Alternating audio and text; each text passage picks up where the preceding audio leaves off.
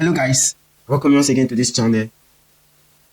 Now in this video we'll be talking about short-term, intermediate and long-term goals. Now these are goals that comes with time frame of achieving them.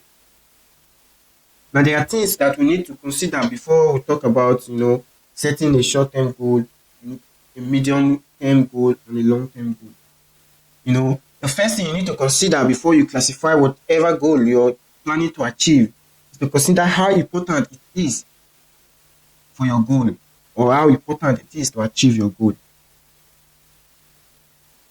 The time frame that your goal needs to be achieved. So we need to consider if your goal is more important or less important, or if it's something that is important in the long run. So if your goal is more important, then you can classify it as a short-term goal that could be achieved or that can be achieved within a space of 1 to 3 years. But if a goal is not of utmost importance, it also needs a time frame, which could be the medium-term goal, which could range from 3 years to 7 years or 10 years thereabouts. Now, when the goal is not needed in a short term or in a medium term, then it can be stretched to a long term, ranging from 10 years and above. Now, some goals are more important that not achieving them becomes a disaster or a disappointment. That is where the dilemma comes in. Some goals are important and not achieving them could be disastrous, not just to us but to our society. Now, there are so many financial goals that we have that we want to achieve. Sometimes when it is not achieved, we get pained, and things begins to play in our mind, which can lead to depression, anxiety, and what have you. And most times it could be disastrous and it could be a disappointment. Let's take for instance also our government that they have their plan, they have their budget, they have the financial plan, they have all the financial goals and everything they want to do for the country and all that. Knowing the fact that these goals are important, not just only to the society, but to the people and the individuals and the citizens of the country. And it becomes unachievable. And then you see the disaster going on and the disappointment on the faces of the citizens. Why? Because the important goals are not being achieved. The important goals are not being achieved. When you talk about healthcare, you talk about electricity, you talk about transportation, all these are goals that are of importance to the people in the society. Not being achieved has led to so many disasters. Accident on the highway, kidnapping in the society, deaths in the hospitals due to lack of equipment. You can name on and on. Same also in our individual life, it also happens. When an important goal is not achieved, it creates a scenario of depression. That's the first thing, and frustration. And no one wants to feel disappointed on him or herself, because it can lead to start thinking of other ways to go around it. So when a goal must be achieved by a specific date and time, you must plan, save money, and take less investment risk.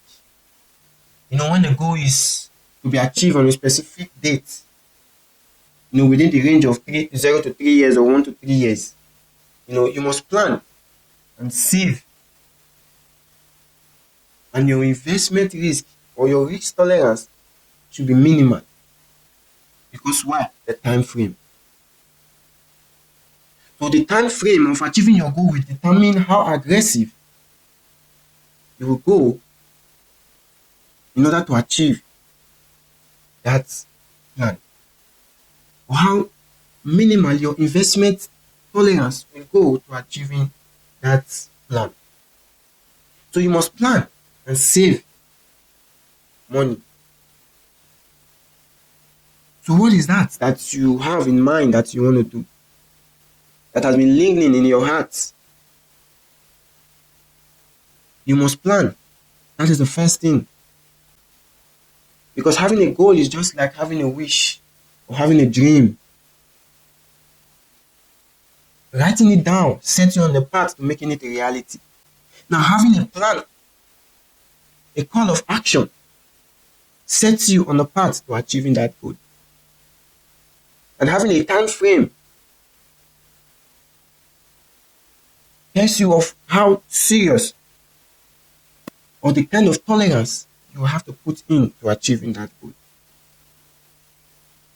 Like I said in the previous example, if in 5 years I want to buy a car and I have to save up to $20,000, and I want to pay in cash, not just having car loan or what have you. Now, if at the end of that 5 years I was able to come up with $17,000, now I'm in deficit of $3,000, which would delay the purchase.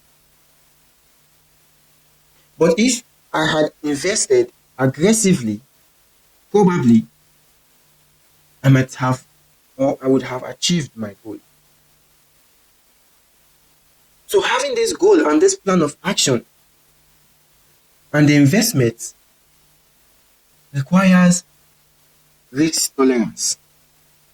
That is why it is advisable to not exceed your risk tolerance. Because while the risk factor plays a greater role, not everybody has the will to do to take an aggressive risk or a minimal risk. So it depends on what you can carry will determine how you apply your risk tolerance. So let your risk tolerance determine your horizon. So let your risk tolerance determine the scope of achieving your financial plan, be it short term, medium term, and long term. So when you are planning, you have to make these considerations because it will help you in the long run. Because why? You need to determine how important that goal is to you, and the time frame and the effect it will have if not achieved at that particular time. And also remember, you must plan and save money, because all these financial goals, all this financial plan, it's all centered and requires money to scale through. So you must imbibe the culture of saving and taking risk in your investment in order to achieve your goal. Until we meet again, it's your boy Young Diamond. Peace.